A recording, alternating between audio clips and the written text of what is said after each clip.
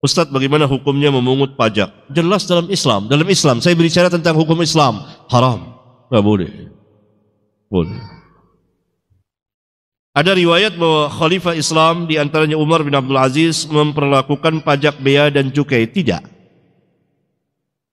Diberlakukan itu untuk non-muslim yang membawa barang dari luar ke negeri Islam, dikenakan bea, pajak. Dan ini sesuai, adil, karena ketika kaum muslimin memasukkan barang ke negara mereka, dikenakan pajak tidak? Kenakan. Karena itu ada keseimbangan, ketika mereka masuk ke negeri Islam membawa barang, maka mereka dikenakan juga sekian persen.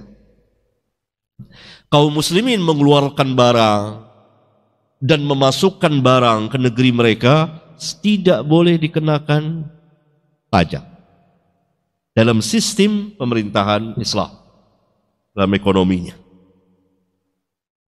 Karena dia sudah terbebani. Antum sebagai pengusaha, ini barang, kan keluar barang di sini juga kena pajak. Nanti di sana dikenakan pajak lagi di luar. Di sini dikenakan, di sana dikenakan, ya 2 kali lipat. Nah, itu barangkali yang dimaksud dengan pertanyaan ini ya. Allahu a'lam. Saya ada beberapa pertanyaan tapi saya harus jawab yang lain. Assalamualaikum warahmatullahi wabarakatuh. Assalamualaikum warahmatullahi wabarakatuh. Ustadz, saya mau bertanya. Jadi saya ini kan PNS, Ustadz. Ya. PNS di Bea Cukai. Masya Allah. Resign sekarang ya. Sudah paham saya jawabannya. Resign. Kalau hartanya tercampur tuh, Ustadz ya? Karena tercampur antara pelayanan sama harta mengambil. Bukan ya, Rasulullah mengatakan, la yadkhulul jannata sahibu maksin. Tidak masuk surga orang yang menarik pajak dan bea cukai.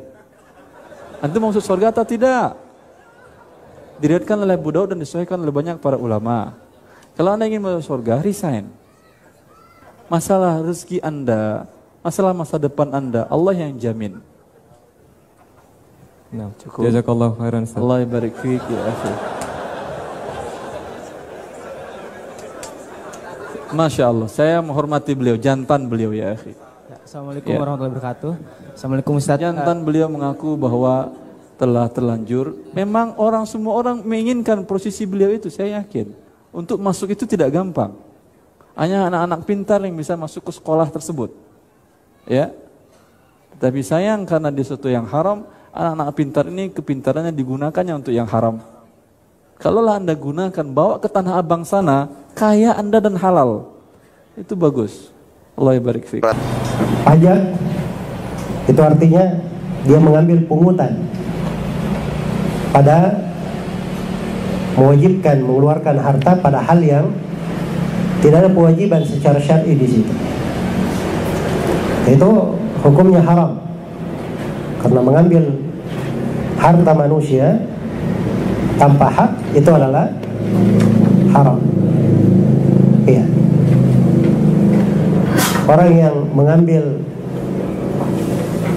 harta saudaranya dengan sumpah, dia berkata, demi Allah ini harta saya, padahal bukan harta dia, maka dia tidak masuk surga, kata Nabi. Walaupun itu hanya sepotong kayu, saja. La yahillu limri'in muslim ay ya'khudha mimma li akhihi illa bitibin min nafsihi. Tidak boleh seorang muslim itu mengambil dari harta saudaranya kecuali dengan ridha dari dirinya. Dan mutawatir dari Rasulullah SAW, beliau bersabda, ala inna dima'akum wa amwalakum wa aradakum haramun alaikum. Ketahuilah bahwa darah-darah kalian, harta-harta kalian, dan kehormatan-kehormatan kalian adalah haram, terhormat antara sesama kalian, tidak boleh dilanggar.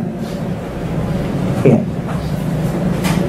Kalau masalah halal atau tidak, ini masih harus dirincikan jauh.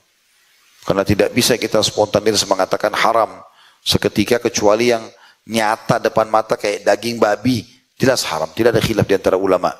Misalnya khamar, minuman keras, gak ada khilaf di antara ulama. Zina, gak ada khilaf di antara ulama. Semua itu sudah disepakati gitu. Tetapi kalau sesuatu yang masih syubhat, Bisa masuk haram, bisa tidak. Masalah kerja di bea cukai ini dilihat seperti apa keadaannya. Kalau bea cukai ini, karena hampir semua negara sekarang punya bea cukai. Termasuk di Saudi pun, yang sudah ada fatwa ulama, ada majelis ulama, ada bea cukainya. Barang-barang yang masuk di situ lebih mahal atau nilainya melampaui nilai tertentu, maka dia kena bea cukainya, gitu kan? Kalau sebatas itu, dalam arti kata memang setiap negara punya peraturan untuk mengatur perekonomian mereka, gitu kan? Supaya juga mengatur orang tidak sembarangan membawa produk masuk ke dalam negaranya, ya, atau sebaliknya, ya, yang akhirnya nanti bisa mengacaukan ekonomi dalam, maka itu masih tidak ada masalah.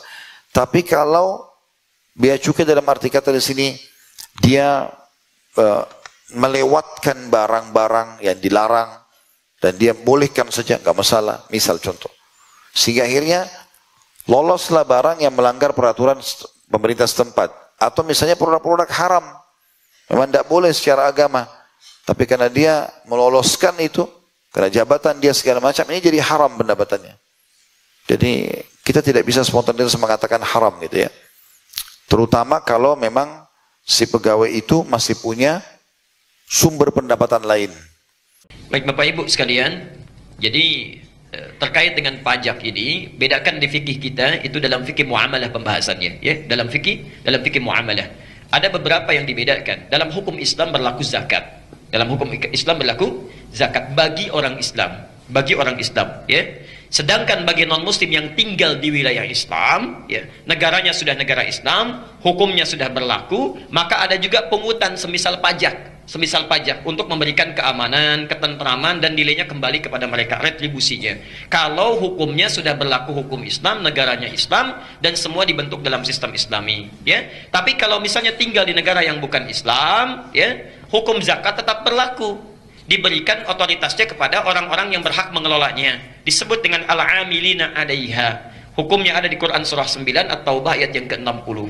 Innamas shadaqatu lil fuqara wal masakin, ya, wal amilina 'alaiha, yang mengelola zakat khusus, pengelola zakat yang sekarang dikenal dengan bazis, badan ambil zakat, infak dan sedekah diantaranya. Ada juga yang tidak masuk bazis. Misal di setiap DKM ada pengelola zakatnya. Jadi setiap kita akan mengeluarkan zakat wajib hukumnya, ya. Jangan tunggu jadi negara Islam dulu baru zakat dikeluarkan, tidak, ya. Tidak seperti itu. Jadi zakat tetap berlaku, bagian dari nilai Islam. Begitu dapat kita hukumnya, baik zakat mal ataupun zakat fitri, bukan zakat fitrah ya kalau dalam bahasa hadis, tapi zakat fitri, baik zakat fitri ataupun zakat mal, kalau sudah tiba hukumnya wajib dikeluarkan, Adapun pajak itu hukumnya terkait dengan fikih muamalah, diserahkan kepada otoritas setempat dengan sistem kenegaraan yang berlaku. Misal di Indonesia, di Malaysia, di Brunei dan sebagainya mungkin beda sistemnya, ya. Jadi terkait dengan pajak itu bukan hukum dalam agama kita, tapi terkait dengan ketaatan dalam tata kelola terhadap ulil amri yang mengatur kemaslahatan kita, ya. Pajak dipungut teoritisnya untuk dikembalikan kepada kemakmuran rakyat, ya. Di kita diambil misalnya dari pajak retribusi, pajak makanan, pajak macam-macam. Dikembalikan kemana? Sebagiannya dibiayai untuk biaya keamanan supaya bisa menjaga keamanan kita, dibangun bangunan-bangunan, jalan-jalan dan sebagainya. Itu diantara hukumnya. Apa hukum atau pandangan dalam agama Islam? Kalau sudah ditetapkan oleh pemerintah wajib mengikuti. Itu hukum muamalah namanya. Hukum muamalah, ya. Jadi wajib kita lakukan. Adapun masalah misalnya penyimpangan, digunakan pada hal yang tidak tepat, dikorupsi dan sebagainya, itu perkara yang terpisah dan dosanya ditanggung oleh mereka. Ya, dosanya ditanggung oleh mereka. Jelas sampai di sini saya kira. Bagaimana pendapat Ustadz? Kita kerja di bagian perpajakan, cukai. Apakah haram apa tidak? Saya dengar katanya cukai pajak itu haram. Haram mengutip pajak. Yang dimaksud Nabi pajak, cukai orang Romawi, cukai orang Persia. Karena zaman Nabi dulu ada dua kekuasaan, kiri Romawi, kanan Persia. Raja-raja itu mengutip cukai dari rakyat untuk poya-poya. Adapun pajak negara untuk sarana prasarana, buat jembatan, buat flyover, bangun sekolah, pemukiman masyarakat tertinggal, maka fatwa ulama Saudi Arabia pajak cukai itu boleh. Pajak bumi bangunan, pajak sepeda motor, pajak mobil kendaraan, pajak itu semua di store ke kantor pajak untuk kepentingan umum. Hari gini nggak bayar pajak, apa kata dunia? Bayarlah pajak tepat waktunya. Ustadz bayar, ya pajak kendaraan saya bayar terus. Kalau tidak udah lama saya ditangkap.